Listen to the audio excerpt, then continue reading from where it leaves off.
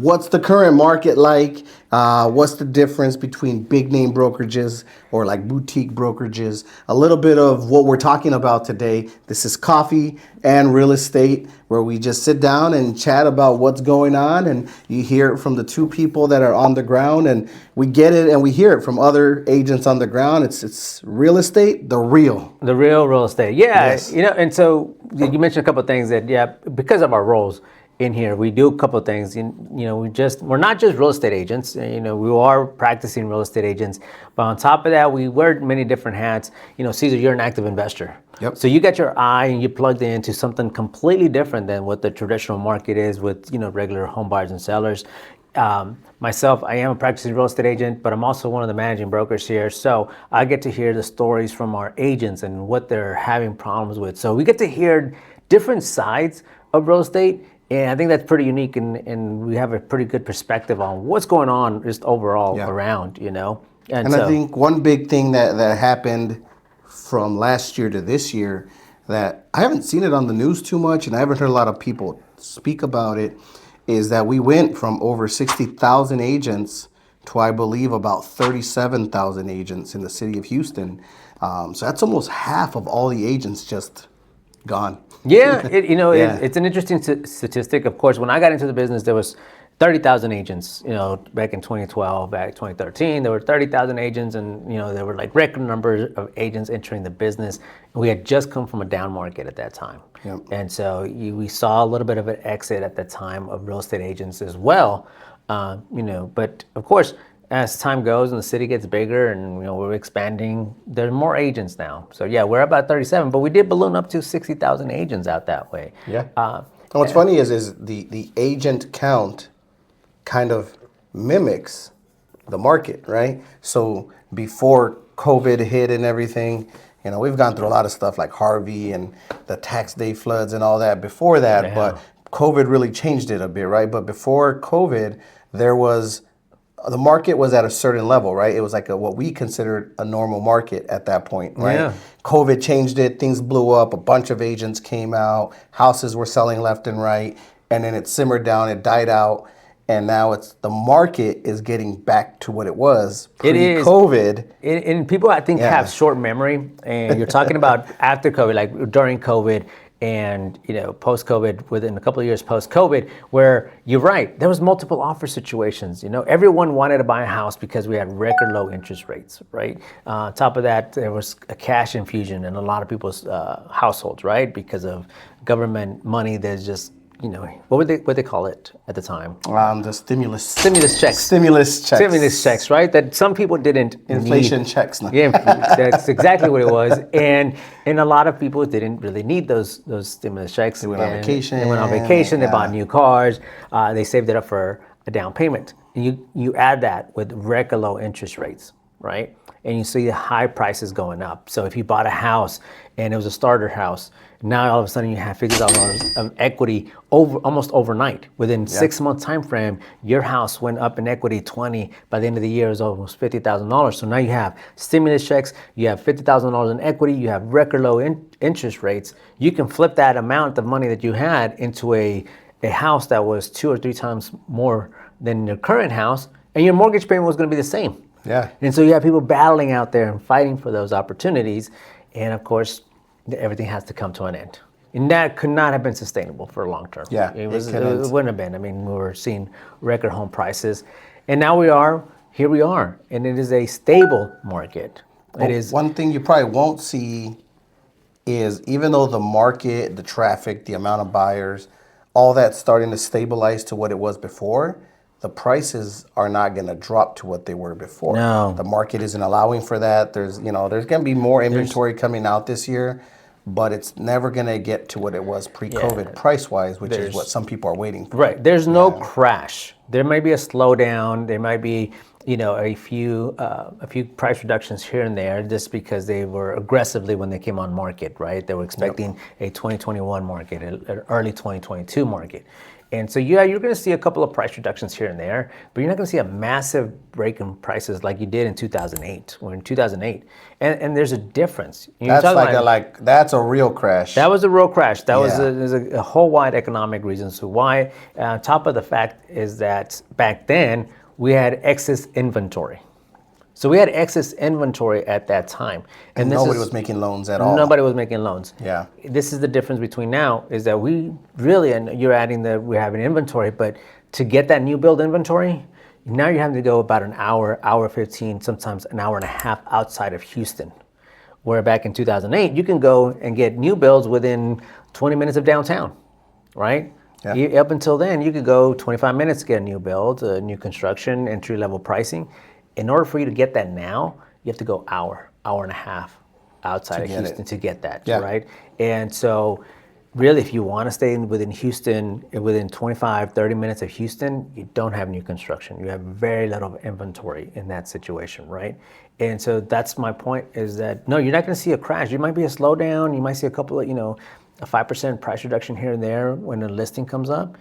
The reality is that when the market comes back, when buyers come back on the market, there's not enough inventory. Yep. And what people sometimes think of a crash is like, they don't realize if a home was at 200,000 before all this and it went up to 300,000, even if it takes a hit and comes to 270, 250 even, it still went up $50,000 from before. Yeah. So your crash is still higher pricing than what you would have gotten had you just pulled the trigger when you were waiting for the crash, so. Exactly, and I have, and I saw this because, I had met clients in 2017, they're waiting for the crash, and, 2018, you ready to buy? No, I just know it's around the corner, right? 2021 hit, and then everything is just ballooned out of there. They're not even in the same ballpark anymore, right? As far as what they can be pre-approved and what they were able to buy. And so so now we're in like a mini slowdown session. Yeah, you're right. If they would have bought in 2017, they'd be hundreds of thousands of dollars in equity richer now than if they waited for a crash. So great, we're here now. Now, what are they going to do? They're going to wait for another, I'm going to wait for another crash or wait until interest rates are going to go back down to 3%. They're not going to go down to 3%. Again, they're just not. That market Don't get caught up being a what if or an imaginer, because unfortunately, a lot of times the people that are waiting for a crash are the same people that are having drinks with a friend saying, man, imagine if we had bought houses, and then they're just what ifers. Yeah. But you had that opportunity and you didn't take it because you're a what ifer always. Stop being a what ifer and take charge of your situation. Yeah, absolutely. And at the end of the day, most of the people who are going to buy houses, you're not buying it. We call it, and maybe that's a misconception. People shouldn't say, "Oh, homes are your biggest investment ever," and that's true to an extent. But you also have to see it as your home is your home. It is a place where you're going to live and raise your family or rest at night. And yes, it's an investment long term. In Houston, if you bought a house and you held it for 10 years, you've never, you wouldn't have lost money. The reality is, though, don't look at it as a complete investment. It is a house that you have to buy so that you can have comfort, so you can have peace of mind. That's worth something. So regardless of what the market does, sideways, upside down, you might be negative equity at one time. You might do, that's your house.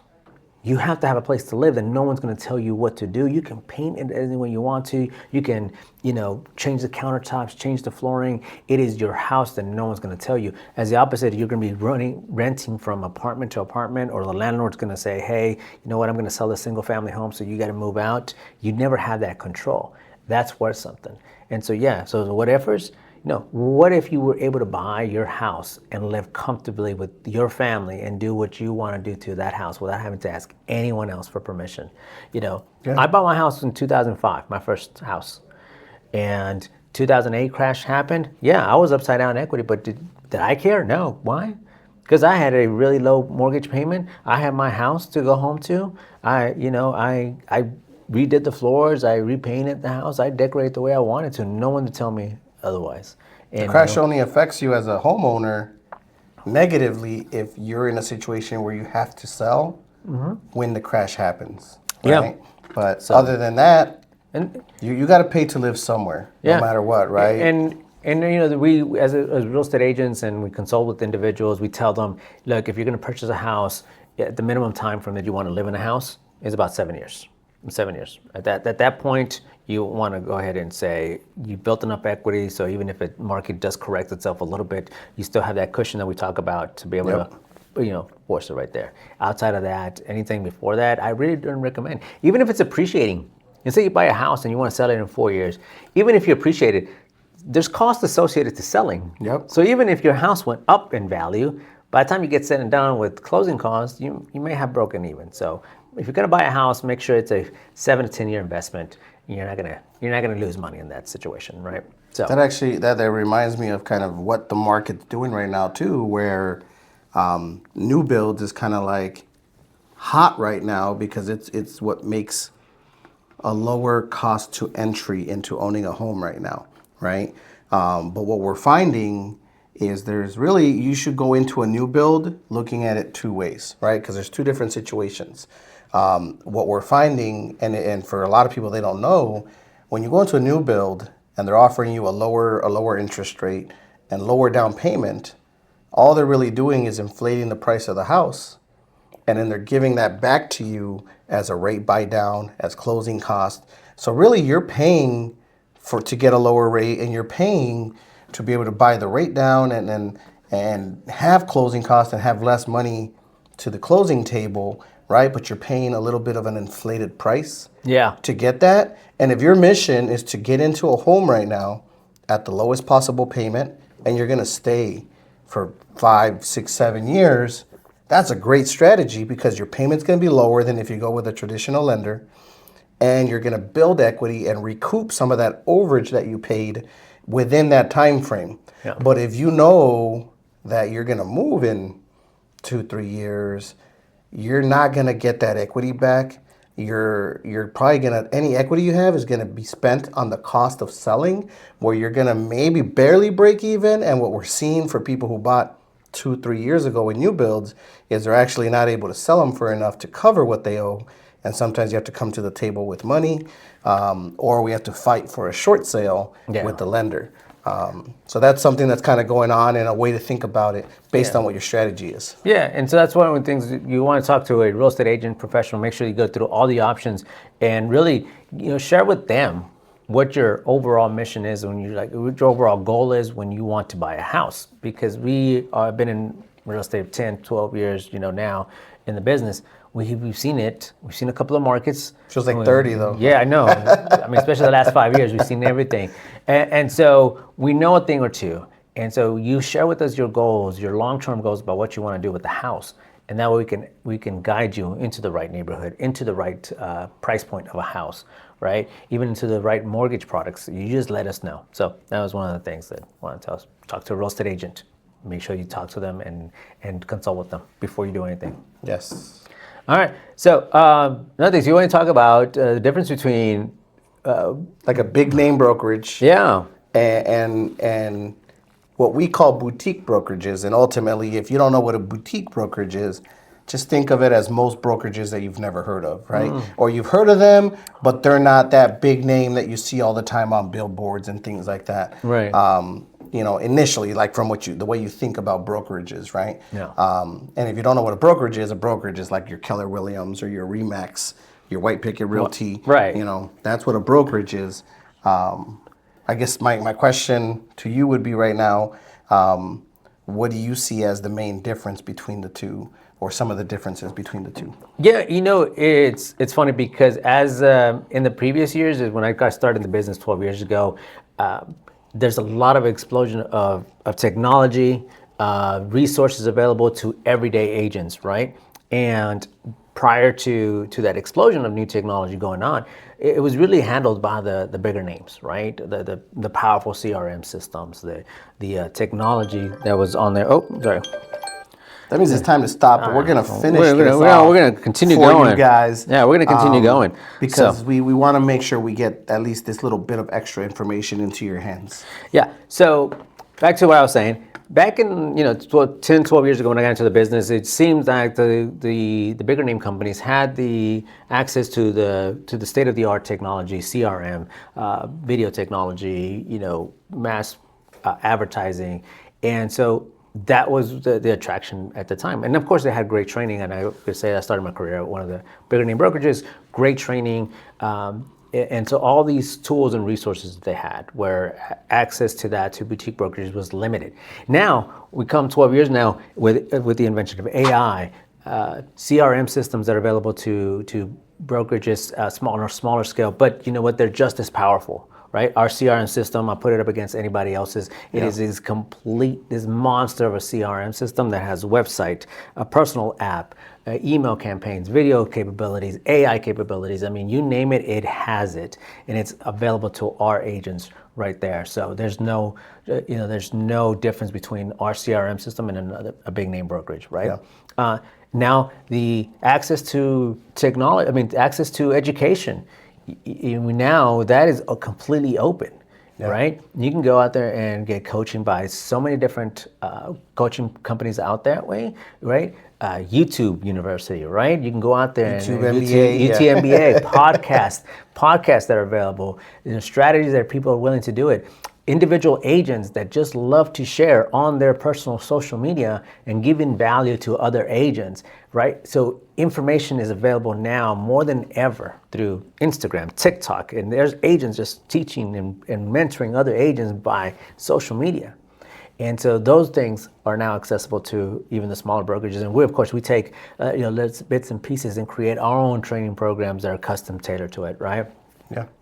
The other difference is, we have because we own the brokerage, we have the ability to do and dictate how we want to do it. And one of the great things that we have is our investment opportunities at White Picket Realty, right? We don't limit our agents to be in only a certain niche. We empower our agents to be problem solvers and really be able to handle almost any and all transactions, and do it where it's a win-win for everybody. And more so win-win for us, win-win for our client, and hopefully the negotiations, what we try to push is that they're a little bit more in the favor of our client's best interest, because we're able to get creative and we're not limited to just traditional transactions. Right, and we have so many available. You can have options out there for our clients and saying we can purchase a property this way, or you can sell the property that way. Whether they're in trouble, they're just for whatever reason, we can definitely game plan, be creative on those things, right? We don't limit anything on that way. The other part of it is that we just launched the Algo partnership with White Picket Realty, and that's an amazing thing. It's unique only to us, and I've researched it. You researched it. There was nothing else out there like this. You just talked about an investment opportunity. Just this morning we had a call on it. Yeah. And so you shared it with our agents. And what the Algo partnership is that any agent can participate, any White Picket Realty agent can participate into it, whether they have limited capital, limited experience, or they just maybe don't want to, like myself, I don't want to take on a full project, right? And so you find an opportunity, you present it to us, tell them these are the risks, these are the rewards, and we say, hey, is the partnership open to it? We deposit money into the partnership, you take it and take it to the finish line. Yep. And what's cool about it is that, we really push investing and agents to be able to come out of this industry with a retirement plan, because we're self-employed. We don't have 401ks, we don't have Roth IRAs. We could, but most of the time we're trying to make it, and we're not really investing into a lot of that. Because it's hard, especially with the way the market's been going crazy, for all agents to be able to just pile up money. And a lot of times agents don't have enough money or experience to run a project on their own. So we really felt we wanted to empower agents to be able to jump into a project with no minimum amount of money, right? Can't be zero, but it's got to be something to show you're willing to put some skin in the game. And from there, you're able to see a project from start to finish, understand it, why things were done, what problems we ran into, so that you're risking very little to gain so much knowledge and so much experience that can translate to you being able to run your own project, but more importantly, to be able to now use that experience to help our clients whether they're buying, selling, or investing, because now you can talk to them through experience, not just through theory. Not through theory or what you've learned or what you listen. No, you actually went out there and practiced. And this is one of the things that White Picket Realty we pride on, is that we take action on doing these things. And so it is by taking action that we do this, right? Yeah. You know, we can definitely sit down and charge you $10,000, $15,000, and it's easier to get in front of a classroom. He'll love to do sit you in front of a classroom and teach you theory. Get paid to teach you theory. Yeah, and do that. But that won't take you anywhere. And so that rather doesn't than fulfill us. And it doesn't. No. It doesn't move the needle forward. It doesn't, again, it'll be either you take action or you go out there and learn by the classroom. And we know that a lot of people who go out there and spend $10,000, $15,000 in training out that way, they still haven't taken action out this way. Hey, look, I can watch Caesar from the sideline and learn how to invest in real estate for as little as, we said no minimum. I can deposit $500 into the partnership. And there I'm watching it grow. I'm watching it, I'm getting the education and the experience to be able to go do my own project. So yeah, and I think that goes back to, who we are as a culture, right? As a company. And I can't say all boutique brokerages are the same, but from a perspective of a buyer or a seller, Yeah. they're trying to decide, do I want to work with a big name brokerage or do I want to work with a boutique? It's up to you. But I think one of the things that differentiates both sides is, big name brokerages a lot of times is transactional, like volume. They make their money in volume and being able to produce a lot, right? Whereas when you're more boutique, one thing I've seen, not just with us but other boutique brokerages, is we make our money in representing clients by actually bringing value and keeping relationships, because we don't have the volume to be able to not bring value to our clients. If we don't bring value to our clients, at least somewhat, then we probably don't deserve to get paid. Right. At the big names, sometimes it's just like, hey, congrats, you made it. Good luck with your life. Right. Whereas the value was they helped you, but they didn't bring anything that pushed you forward or made you a little better at the end of it all. Yeah. And so that's one of the things, and you're right, every boutique has its own different culture. I love the culture that we built here at White Picket Realty, because at the end of the day, we hold true to what we were founded on as an investment brokerage. At the same time, we have extremely top producing agents who are killing it on the residential side. And we look forward to much more bigger things now. And so that's kind of the culture that we built on. Take action, go out there and do the things you have to do day in, day out. So, yeah. What I would say is, that kind of wraps it up. But if you don't like what we said, then take action, do something, comment, tell us what you want to know, and we'll come here and we will talk about it. We're small enough, we're boutique enough right now, before we blow up on coffee and real estate, that we do look at the comments. We do take feedback from people who are watching and implement or talk about the topics that they want us to talk about. So take advantage. Like people say, they comment first because you were the first one to comment. Be an early adopter, comment, get the episodes going, learn what you want to learn before more people come on, and we can only talk about so much in our limited time. Yeah. All right. See you guys on the next one. See you soon.